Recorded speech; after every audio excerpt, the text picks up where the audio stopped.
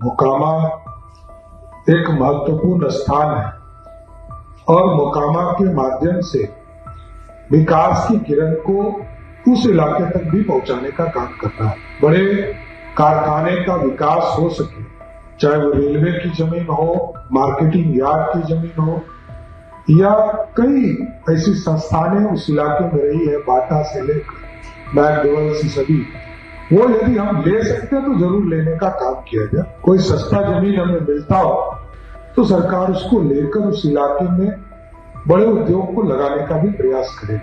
सबको बधाई भी देता हूं कि भगवान तिरुपति का भी मंदिर मोकामा के ही सरजमीन पर बनता है, इसके लिए भी बधाई देता हूं। मुख्यमंत्री बनने के बाद सम्राट चौधरी काफी एक्शन मोड में, लगातार आम लोगों से मिल रहे हैं, अधिकारियों के साथ बैठक कर रहे हैं, जो काम पेंडिंग है उसे तुरंत पूरा करने का निर्देश भी दे रहे हैं। और इसी दरमियान सम्राट चौधरी ने अनंत सिंह के मोकामा को बड़ा तोहफा दिया है।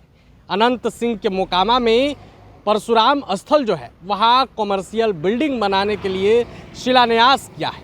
वहीं दूसरी तरफ आज परशुराम मेला का भी उद्घाटन किया है। साथ में विजय चौधरी भी थे, डिप्टी सीएम, केंद्रीय मंत्री ललन सिंह भी थे।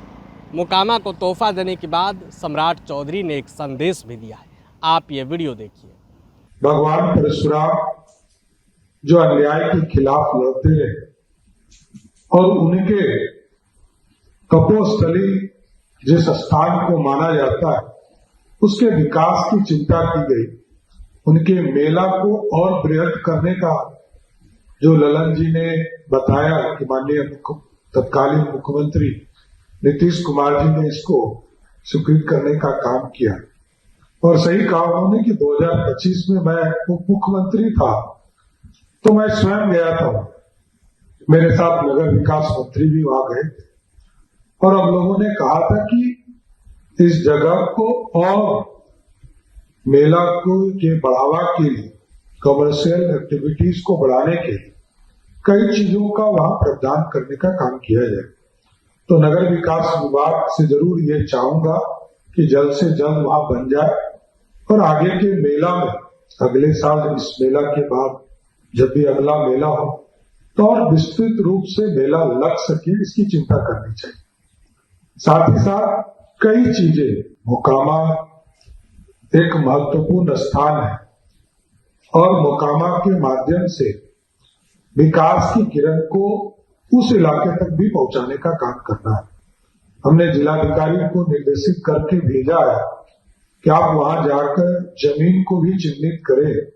कई उद्योग के लिए चिंता करते रहते हैं ललन जी और कई मान्य साथी लोग मिलते रहते हैं जो ये चर्चा करते हैं कि उस इलाके में हैवी इंडस्ट्री, बड़े कारखाने का विकास हो सके। तो मैंने कहा है कि वहां पर चाहे वो रेलवे की जमीन हो, मार्केटिंग यार्ड की जमीन हो, या कई ऐसी संस्थानें उस इलाके में रही है, बाटा से लेकर मैकडोवेल्स से सभी, वो यदि हम ले सकते हैं तो जरूर लेने का काम किया जाए। और नहीं तो जिस इलाके में कोई सस्ता जमीन हमें मिलता हो तो सरकार उसको लेकर उस इलाके में बड़े उद्योग को लगाने का भी प्रयास करेगा। और इसके साथ साथ आज मेला है और भगवान परशुराम जी की जयंती भी समारोह मना रहे हैं।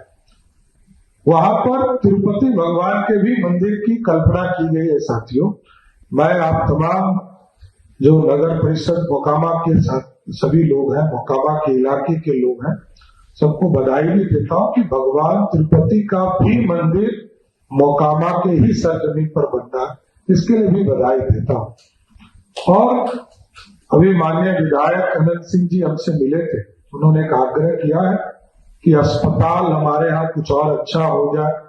आदरणीय केंद्रीय मंत्री जी ने भी बताया कि इस पर तुरंत विचार किया जाएगा और सरकार इसको देखेगी कैसे इसको आगे बढ़ाने का काम कर सके। इसलिए मैं सबको शुभकामना भी देता हूं और भगवान परशुराम के आदर्शों, उनके जीवन में जो लगातार अन्याय के खिलाफ लड़ने की जो ताकत थी सबके जीवन में आए और भगवान परशुराम का इस बिहार पर, इस पूरे मोकामा पर की धरती पर सबको आशीर्वाद मिलता है।